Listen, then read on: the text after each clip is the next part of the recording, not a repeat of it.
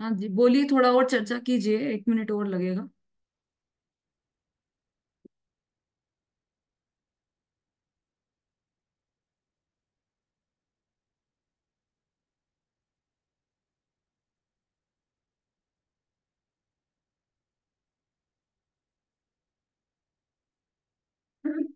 मंगलाचरण। नमो अरिहंताणं, नमो सीताणं, नमो आयिरियाणं, नमो उबजायाणं, नमो लोये सवसाहुणं, मोक्षमार्गस्य नेतारं, वेतारं कर्मभूभृतां, ज्ञातारं विश्वतत्त्वानां, वन्दे तद्गुणलब्धये।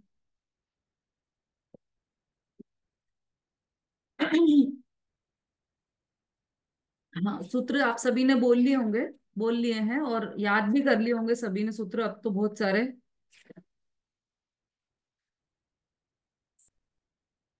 कल हमने मति ज्ञान, श्रुति ज्ञान और अवधि ज्ञान यहाँ तक की चर्चा कंप्लीट की थी। तीनों का देखा था हमने। मति ज्ञान किसे कहते हैं, मति ज्ञान के दूसरे नाम क्या है, मति ज्ञान के भेद क्या है, मति ज्ञान का प्रोसेस क्या है, श्रुति ज्ञान किसे कहते हैं, उसके भेद कितने हैं, अवधि ज्ञान किसे कहते हैं और उसके भेद कितने हैं, और वो कितने, उसके और भेद कितने हैं, भेदों के भी भेद कितने हैं, ये सब हमने चर्चा कल की थी। अब शुद्ध ज्ञान की चर्चा हम कर रहे हैं। शुद्ध ज्ञान की भी चर्चा कर ली थी हमने। हाँ, अवधि ज्ञान की हो ही गई थी। मनः परे ज्ञान की चर्चा भी कल चल चुकी है हमारी। मनः परे ज्ञान भी दो प्रकार का है, इतनी बात हमारी चल गई थी। तो मनः परे ज्ञान दो प्रकार का, कौन कौन से दो प्रकार का है, उषा जी?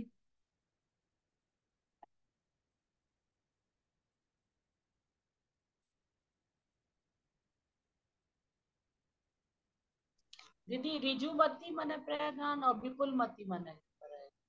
ठीक है, बिल्कुल सही बताया आपने। ऋजुमति और विपुलमति ये दो भेद हैं मनः परे ज्ञान के। अब ऋजुमति और विपुलमति मनः परे ज्ञान में क्या अंतर है?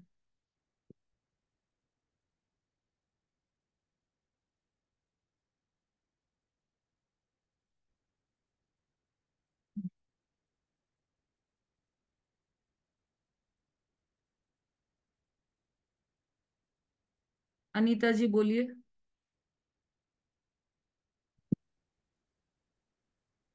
मन पर्याय के दो भेद हैं। इसमें मन में चिंतित पदार्थ को जानना, अचिंतित पदार्थ नहीं, और वह सरल रूप से चिंतित पदार्थ को जानता है। और, और विपुलमति चिंतित और कुटिल को जानता है, और पदार्थ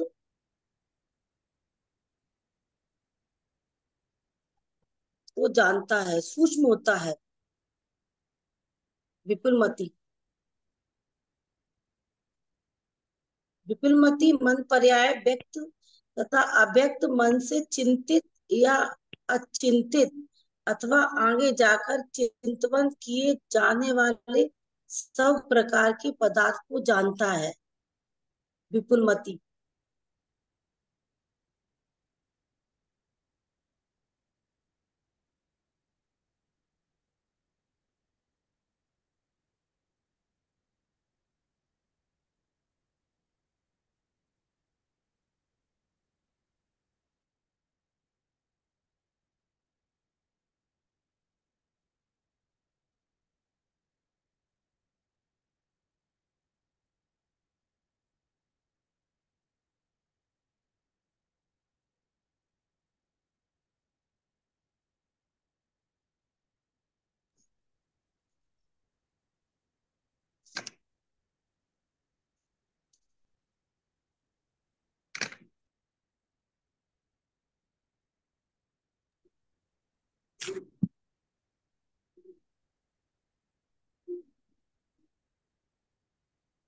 जय हिंद दीदी।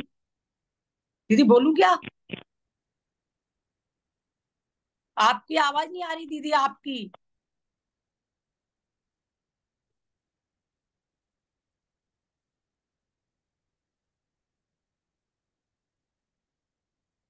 दीदी आपकी आवाज नहीं आ रही, आवाज नहीं आ रही।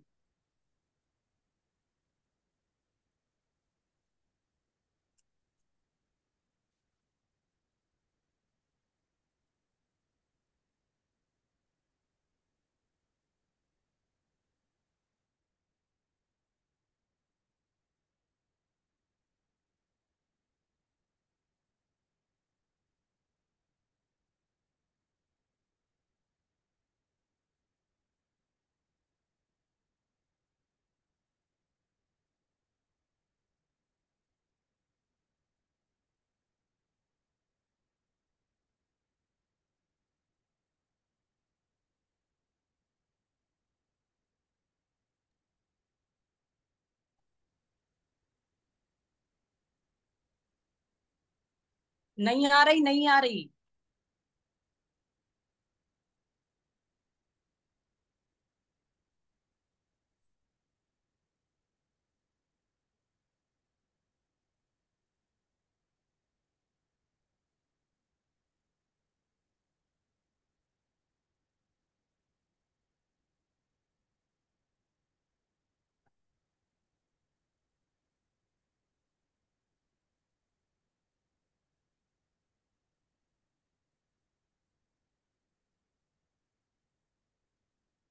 मैं कैसे करूंगी? अभी देखो, अभी आ रही आ रही है आवाज? हाँ, अब आ रही।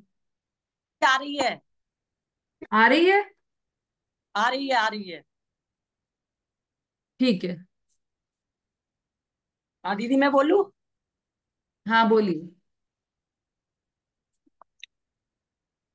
रिजुमती ज्ञान वाला व्यक्ति पहले गुलिस्तान में ही गिर सकता है, मिथ्या दृष्टि हो सकता है। और विपुलमती मन पर्य ज्ञान कभी नहीं छूटेगा, कभी नहीं छूटेगा, बढ़ेगा ही। विपुलमती मन पर्य ज्ञान अप्रतिपात है, और ऋजुमती मन पर्य ज्ञान प्रतिपात है। विपुलमती ज्ञान केवल ज्ञान होने तक होता है, और ऋजुमती मन पर्य ज्ञान छूट सकता है। ऋजुमती मन पर्य ज्ञान विशुद्धि कम है, और विपुलमती मन पर्य ज्ञान विशुद्धि ज्यादा है। ऋजुमती तद्भव मोक्षगामी भी हो सकता, नहीं भी हो सकता है। विपुलमती मोक्षगामी ही हो सकता है। ऋजुमती उपसम श्रेणी ही चढ़ेगा, विपुलमती उपसम श्रेणी ही चढ़ेगा। ऋजुमती छपक श्रेणी व उपसम श्रेणी दोनों चढ़ सकता है।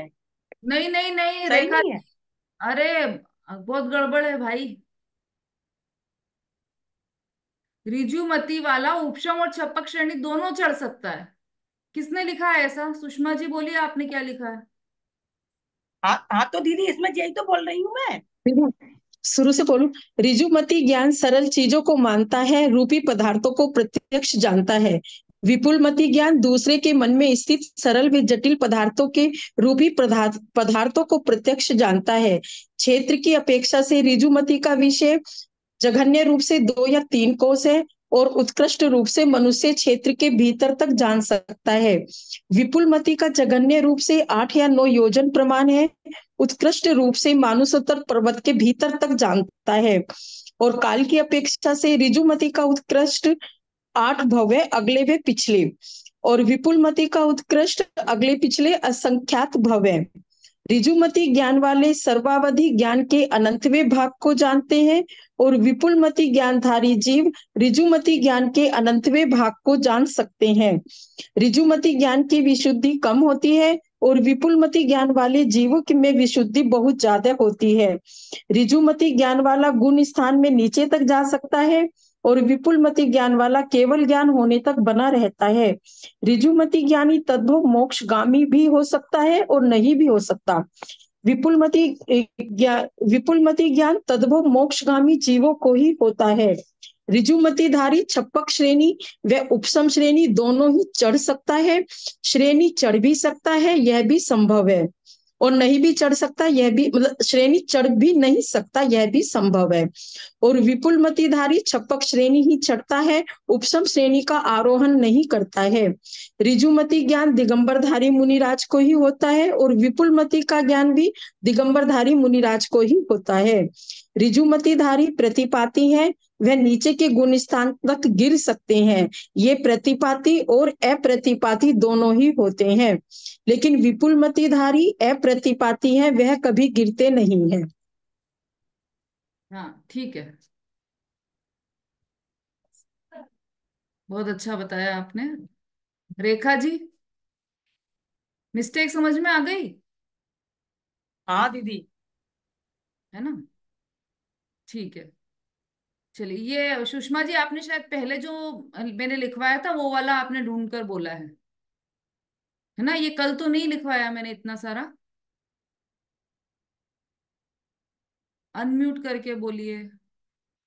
जो पहले लिखवाया था ना आपने, हाँ हाँ, वो ही बोला मैंने। इसीलिए। ठीक है, चलिए। अब ये हमने देखा था ऋजुमति और विपुलमति मनः परे ज्ञान में क्या अंतर है, वो वाली हमने चर्चा की थी कल। अब इसके बाद 24वें नंबर का सूत्र हमारा प्रारंभ हो गया था, 25वें नंबर का नहीं। हम्म। ये 25 का हो गया। हाँ, 25वां प्रारंभ हो गया था। अब अवधि हम्म। ज्ञान और मनः परे ज्ञान, इसमें क्या अंतर है ये बता रहे। अभी किसने बताया था? मनः परे ज्ञान के ही मैं दो प्रयोजन को। बताया था। और अब अवधि ज्ञान और मनः परे ज्ञान, इन दोनों में क्या अंतर है वो बता रहे हैं यहाँ पर। तो विशुद्धि क्षेत्र स्वामी विषयेभ्यो अवधि मनः पर्ययो। विशुद्धि क्षेत्र स्वामी विषयेभ्यो वधि मनः पर्ययो। ठीक है, तो इसका सामान्य अर्थ क्या हुआ? विशुद्धि क्षेत्र स्वामी और विषय की अपेक्षा से अवधि ज्ञान और मनः परे ज्ञान में अंतर है। अब क्या अंतर है वो बताएंगे। तो किसकी अपेक्षा से बताया? विशुद्धि क्षेत्र स्वामी और विषय। तो इन चारों का अलग अलग अपन विश्लेषण करेंगे। पहला है विशुद्धि की अपेक्षा से मनः परे ज्ञान और अवधि ज्ञान में अंतर।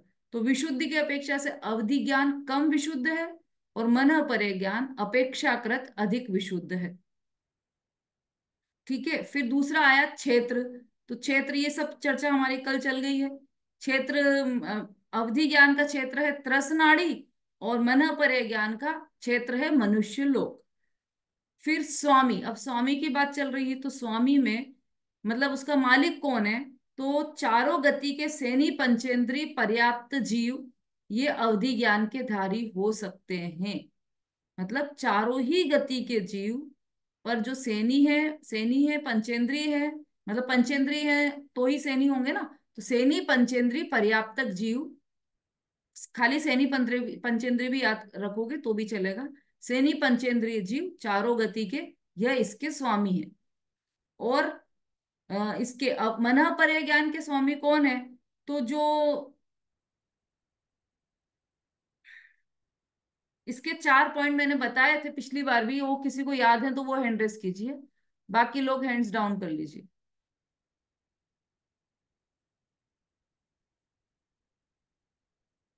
रेणु जी,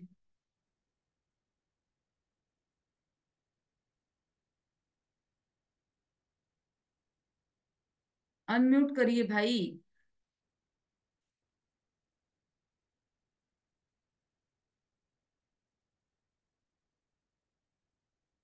क्या हुआ, आवाज फिर से नहीं आ रही क्या मेरी? चलिए उषा जी बोलिए।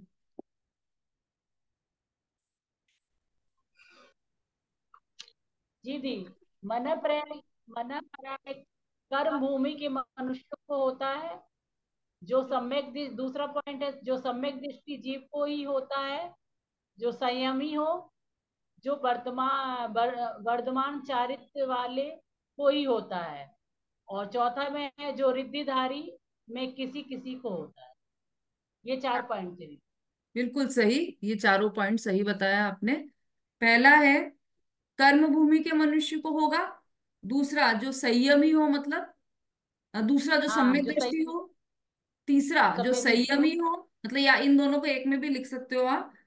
चौथा अच्छा, है जो वर्धमान चारित्र सहित हो।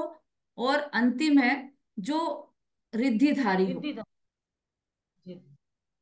उनको ही यह मन परे ज्ञान होगा। ठीक है। होगा जी। अब अंतिम बचा है हमारा विषय। विशुद्धि, क्षेत्र विषय। और स्वामी, इन तीनों की अपेक्षा से अंतर बता दे।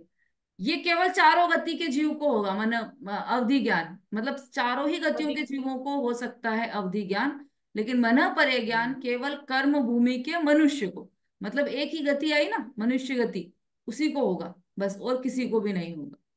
और उसमें भी और भी शर्तें हैं, मतलब इतनी इतनी शर्तें होने के बाद मन परे ज्ञान होगा। और इसमें केवल हाँ। चारों गति के जीव होना, इसमें कोई शर्त ही नहीं है देखा जाए तो अवधि ज्ञान में। चलिए अब विषय, तेली विषय की अपेक्षा से क्या अंतर है दोनों में। तो अवधि ज्ञान का विषय है परमाणु, और मना परे ज्ञान का विषय है, अवधि ज्ञान का जो विषय है उसका अनंतवा भाग। जो अवधि मतलब परमाणु का भी अनंतवा भाग हो गया, अवधि ज्ञान का जितना भी विषय है उसका अनंतवा भाग ये मन परे ज्ञान का विषय है। और अवधि ज्ञान का विषय कितना है, परमाणु, वो भी उत्कृष्टता की अपेक्षा से बताया है। परमाणु है ना, देशावधि का तो स्कंद होता है, लेकिन सर्वावधि और परमावधि तो आप तो बस इतना याद रखिए, अवधि ज्ञान का विषय है परमाणु, और मन परे ज्ञान का विषय है अवधि ज्ञान के विषय का अनंतवा भाग।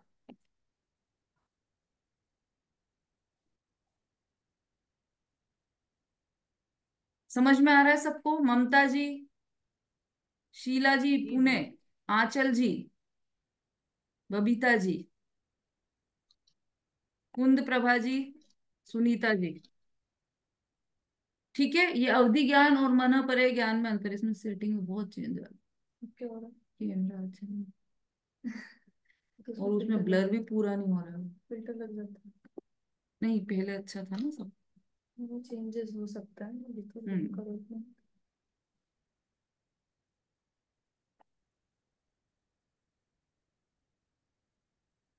आराम से।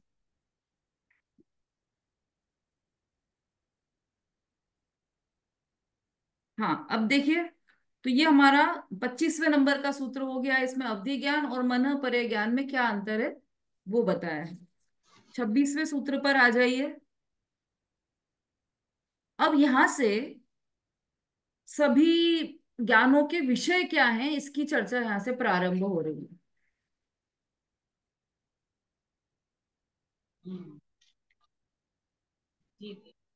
सबसे पहले पहला ज्ञान कौन सा था, मति श्रुत ज्ञान। उसका विषय क्या है, तो वो उसके बताने के लिए 26वां सूत्र दिया है। मति श्रुतयो निर्बंधो द्रव्येष्व सर्व पर्यायेषु। मति श्रुतयोर निबंधो द्रव्येष्व सर्व पर्यायेषु। इसका सामान्य अर्थ है, मति और श्रुति ज्ञान की प्रवृत्ति कुछ पर्यायों से युक्त सब द्रव्यों के होती है। मतलब सरल शब्दों में कहें तो मति श्रुत ज्ञान का विषय क्या है, सब सर्व द्रव्यों और कुछ पर्यायों से युक्त। सर्व द्रव्य और कुछ पर्याय, सर्व ये उसका विषय है, मति शुद्ध ज्ञान का विषय। पर्याय। सर्व पर्याय जी नहीं, सर्व द्रव्य और उसकी कुछ पर्याय। सर्व पर्याय हो जाए, सर्व द्रव्य सर्व पर्याय होंगे तो कौन सा ज्ञान हो जाएगा रेणु जी? दीदी केवल ज्ञान हो जाएगा बिल्कुल सही अगर सब द्रव्यों को जान लेगा। जी। हाँ, फिर तो केवल ज्ञान हो जाएगा। तो यह मति शुद्ध ज्ञान में द्रव्य सर्व है, मतलब सर्व द्रव्य कैसे हो गए, पर्याय। सर्व द्रव्य मतलब संख्या की अपेक्षा सर्व द्रव्य नहीं, जाति अपेक्षा सर्व द्रव्य, मतलब जीव को भी जान लेगा, अजीव को भी जान लेता है, धर्म अधर्म इन सबको महसूस करता है, धर्म अधर्म आकाश काल, तो सब द्रव्य हैं, लेकिन उनकी कुछ पर्यायों को जानने वाला मति शुद्ध ज्ञान होता है।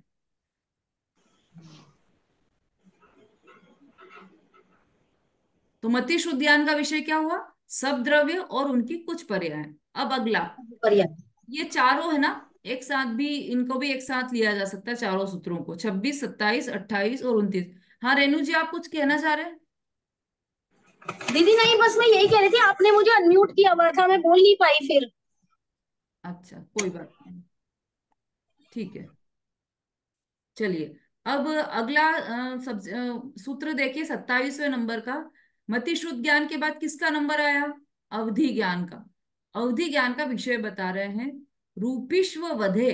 27वें सूत्र में रूपिष्व वधे, इसका सामान्य अर्थ है अवधि ज्ञान की प्रवृत्ति रूपी पदार्थों में होती है। तो अवधि ज्ञान किसको जानता है? रूपी द्रव्य को जानता है।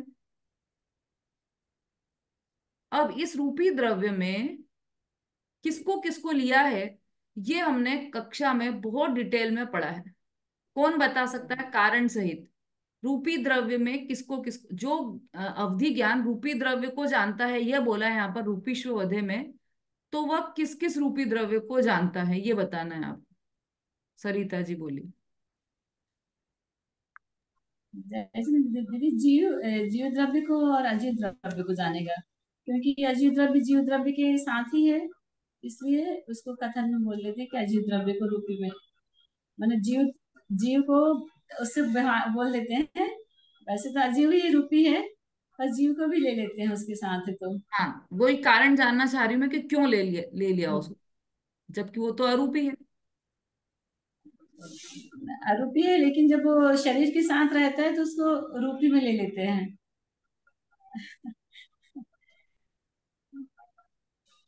चलिए, और कोई? मंजू जी बोलिए।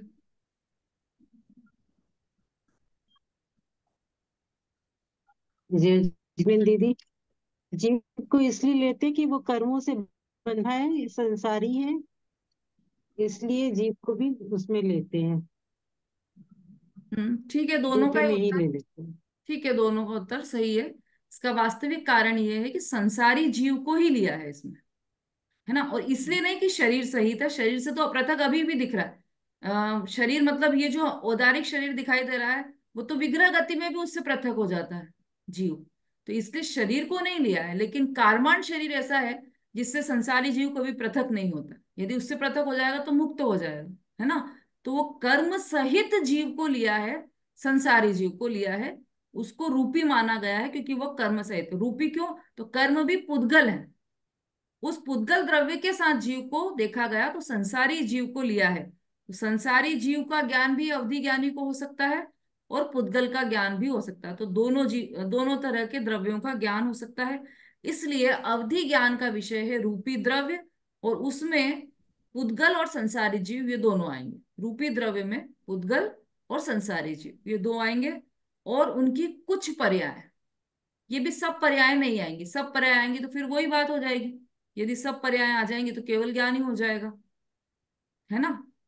तो इनकी कुछ पर्याय ही ज्ञान में आती है, अवधि ज्ञान के विषय बनती है कुछ पर्याय। जो वर्धमान चारित्र था ना कि अभी पिछले वाले सूत्र में वर्धमान चारित्र सहित हो, तो हम्म, वर्धमान चारित्र ने बढ़ता हुआ चारित्र। हाँ, रूपी शोध है। अब 28वें नंबर का सूत्र देखिए।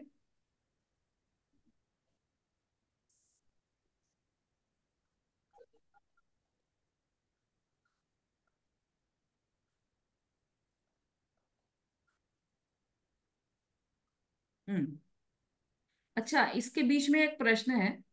एक इंद्रिय से लेकर पंचेंद्रिय तक और पहले गुणस्थान से लेकर 12वें गुणस्थान तक जो ज्ञान पाया जाता है, उस ज्ञान का नाम बताइए।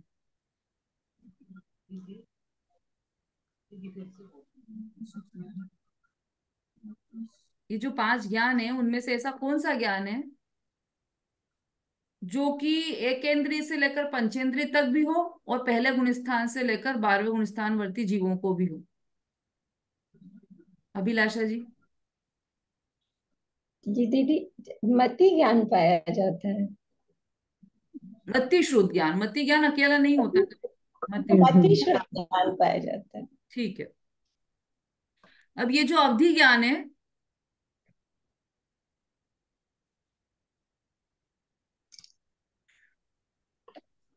चलो अभी अगला जो हमारा वो आने वाला है ना अध्याय, उसमें 5 भावों की चर्चा आएगी, तब उसमें बताएंगे कि जो जीव के औदैहिक, औपशमिक और छायोशमिक भाव हैं, ये तीनों ही भाव अवधि ज्ञान के विषय हैं। औदैहिक भी, औपशमिक भी और छायोशमिक, ये तीनों प्रकार के जो परिणाम हैं, वो अभी परिणामों की चर्चा तो आपको अगले अध्याय में आएगी, लेकिन एक जानकारी के लिए यहाँ पर बता दिया गया है। चलिए, अब मनः परे ज्ञान, मति हो गए, श्रुत ज्ञान हो गया, अवधि ज्ञान हो गया। अब मनः परे ज्ञान का क्या विषय है? तो मनः परे ज्ञान के लिए सूत्र आया है 28वें नंबर का, तदनंत भागे तदनंत मनः पर्ययस्य। भागे हाँ, म्यूट कर लीजिए भाई अपना अपना, मैं बार बार यहाँ से म्यूट नहीं कर पाऊंगी।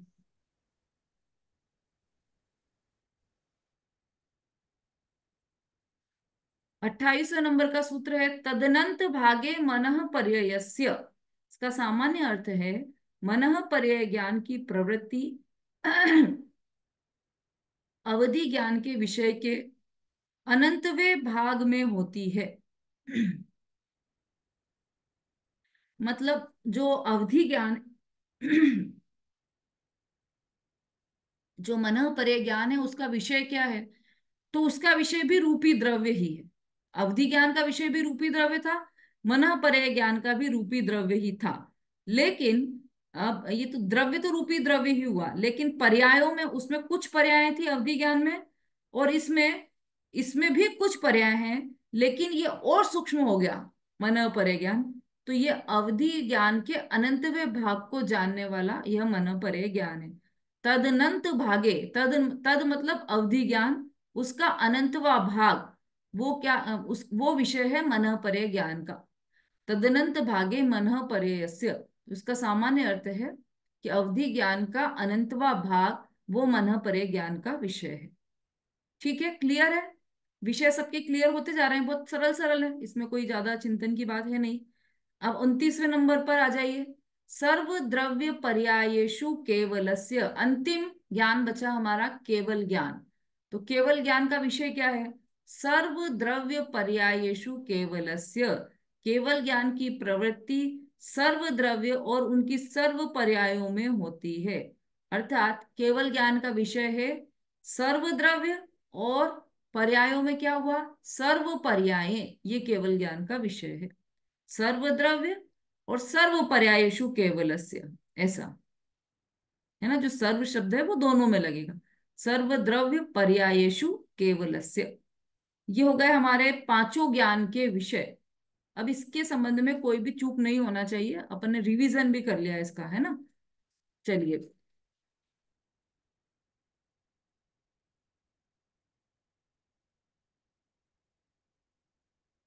ये जो सूत्र जब हमने समझा था सर्वद्रव्य पर्यायेषु केवलस्य, इसमें केवल ज्ञान का जो विषय बताया है, इसी सूत्र में हमने तीन चार सिद्धांतों का अध्ययन किया था।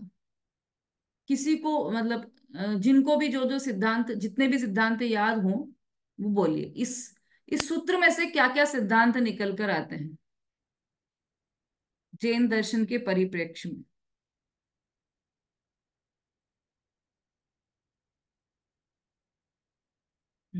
कौन बताएगा?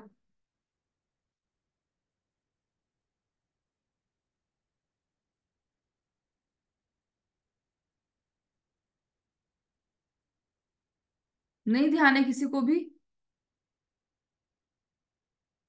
आवाज आ रही है?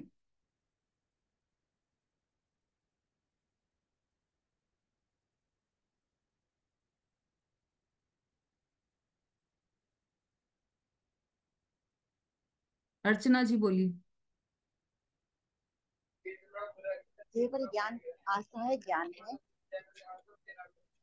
केवल ज्ञान असहाय ज्ञान है, किसी की सहायता की आवश्यकता नहीं है। केवल ज्ञान सर्वग्रत है। केवल ज्ञान अमर्यादित है। केवल ज्ञानी चित्तपट्टी की भांति जानता है। ये तो सही है, बिल्कुल सही बताया आपने।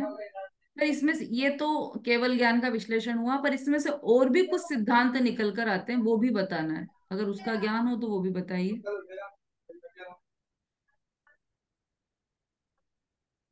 उपयोग रूप एक ही ज्ञान होता है, बाकी लब्धि रूप होते हैं। नहीं, वहां पर ऐसा भेद नहीं है केवल ज्ञान में। चलिए कोई बात नहीं। अच्छा, जितना बोला आपने अच्छा बोला। हाँ, कौन? शोभा जी बोलिए। जय श्री हिंद दीदी। हम्म जो त्रिकालवर्ती समस्त पदार्थों को इस युग पर स्पष्ट जाने उसे केवल ज्ञान कहते हैं। केवल ज्ञान अर्थात क्षायिक ज्ञान या पूर्ण ज्ञान, पर से भिन्न निस्वभाव को ही केवल कहते हैं। केवल ज्ञान ज्ञान गुण की पूर्ण दशा है। केवल ज्ञान के पर्यायवाची शब्द हैं परमात्मा, ज्ञानी, शिव, परमेष्ठी, सर्वज्ञ, विष्णु, बुद्ध, ऐसे 1008 नाम है। केवल ज्ञान होने पर निस्वभाव रूप अनंत चतुष्टय प्रकट हो जाते हैं। लोकालोक को जानता है। केवल ज्ञान की मर्यादा लोक नहीं, क्योंकि वह अलोक को भी जानता